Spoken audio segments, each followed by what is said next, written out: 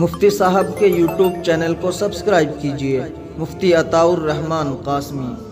مدینے کے اندر ایک پہلوان رہتا تھا، بڑا زوراور پہلوان، بڑی طاقت والا پہلوان، بڑے غرور والا پہلوان، ایسا پہلوان کہ جسے کوئی نوجوان گرا نہیں پایا تھا، ہرا نہیں پایا تھا، کسی کی ایسی مجال نہیں تھی کہ وہ اس پہلوان جس کا نام رکانہ تھا، رکانہ پہلوان کا وہ مقابلہ کر سکے، اس سے ہاتھ ملا سکے، اس کی آنکھوں میں آنکھیں ڈال سکے۔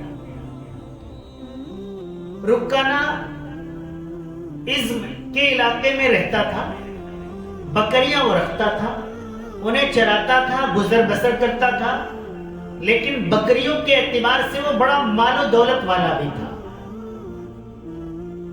ایک مرتبہ حضور پر نور نبی کریم صلی اللہ علیہ وسلم ادھر تشریف لے گئے۔ رکانہ نے دیکھا کہ محمد چلے آتے ہیں۔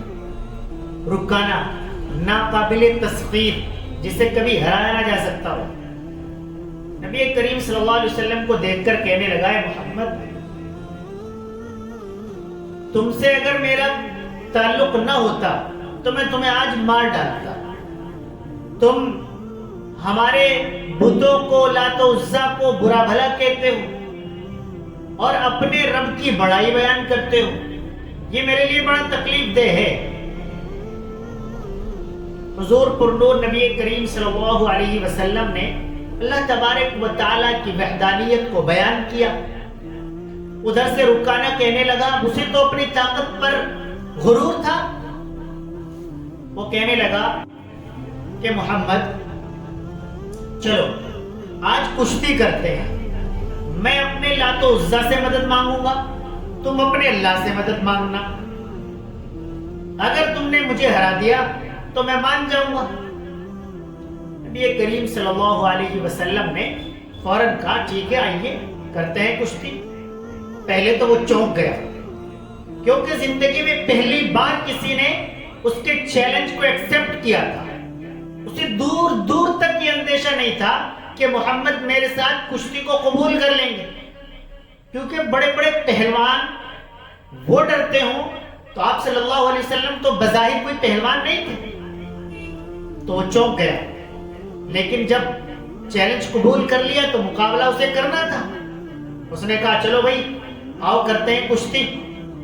جیسے ہی نبی کریم صلی اللہ علیہ وسلم سے ہاتھ ملایا، ایک ہی وار میں نیچے، اب اس کے تعجب میں اور زیادہ اضافہ ہو گیا۔ کہنے لگے، ایک ہی وار میں، پہلے ہی سیکنڈ وہ شخص جو کبھی گرا نہ ہو اور وہ زمین چاٹ گیا۔ نبی کریم صلی اللہ علیہ وسلم اس کے سینے پہ بیٹھ گئے۔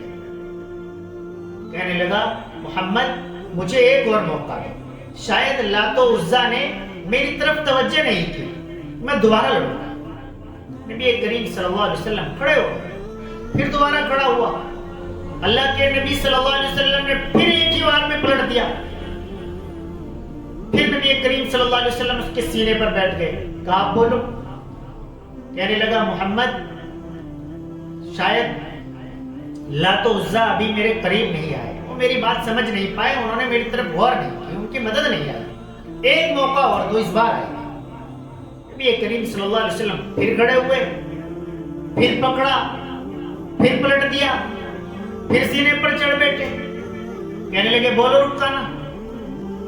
کہنے لگا، محمد میں مان گیا کہ تمہارے رب کی طاقت بڑی طاقت ہے، مان گیا، لات و عزا کی طاقت کوئی طاقت نہیں۔ کھڑے ہو گئے، نبی کریم صلی اللہ علیہ وسلم کو کہنے لگے، اے محمد یہ میری بکریاں ہیں، جتنی چاہے اس میں سے لے جاؤ، یعنی تم جیت گئے، یہ بکریاں لے جاؤ۔ نبی کریم صلی اللہ علیہ وسلم نے فرمایا کہ رکانہ، مجھے تیرے مال و دولت کی ضرورت نہیں ہے، مجھے تیری بکریوں کی ضرورت نہیں ہے، میں تو یہ چاہتا ہوں کہ تو اللہ پر ایمان لے آئے۔ رکانہ کہنے لگا کہ میرے دل میں آتا تو ہے کہ میں ایمان لے آؤں، لیکن میرا ضمیر گوارا نہیں کرتا کہ یہ قوم کے نوجوان کیا کہیں گے، لوگ کیا کہیں گے کہ رکانہ ہار کر مسلمان بن گیا، اس لیے وہ راضی نہ ہوا۔ اللہ کے نبی صلی اللہ علیہ وسلم ادھر سے چل پڑے، ادھر سے حضرت ابوبکر صدیق رضی اللہ تعالیٰ عنہ، حضرت عمر فاروق رضی اللہ تعالیٰ عنہ تشویش میں ہیں کہ نبی کریم صلی اللہ علیہ وسلم کہاں چلے گئے، اور ادھر گئے ہیں تو ادھر تو رکانہ رہتا ہے، کہیں وہ نبی کریم صلی اللہ علیہ وسلم کو نقصان نہ پہنچا دے۔ تلاش کرتے ہوئے ادھر کو نکلے تو ادھر نبی کریم صلی اللہ علیہ وسلم سے ملاقات ہو گئی۔ آپ صلی اللہ علیہ وسلم نے ملاقات کے بعد حضرت ابوبکر صدیق رضی اللہ تعالیٰ عنہ نے فرمایا، اللہ کے نبی ہم تو آپ کے بارے میں تشویش کر رہے تھے کہ آپ ادھر گئے ہوئے ہیں، کہیں رکانہ نہ مل جائے اور وہ آپ کو نقصان نہ پہنچا دے۔ نبی کریم صلی اللہ علیہ وسلم مسکرائے اور فرمایا، آؤ تمہیں رکانہ کا واقعہ بتایا۔ پھر نبی کریم صلی اللہ علیہ وسلم نے پوری بات بتائی کہ آج یہ واقعہ پیش آیا ہے۔ تو اللہ کی طاقت، اللہ کے نبی کی طاقت وہ دنیا کی تمام طاقتوں سے بڑھ کر بڑی طاقت ہے۔ آپ سبھی درود پڑھیں، اللہم صلی علی محمد وعلی آل محمد کما صلیت علی ابراہیم وعلی آل ابراہیم انک حمید مجید۔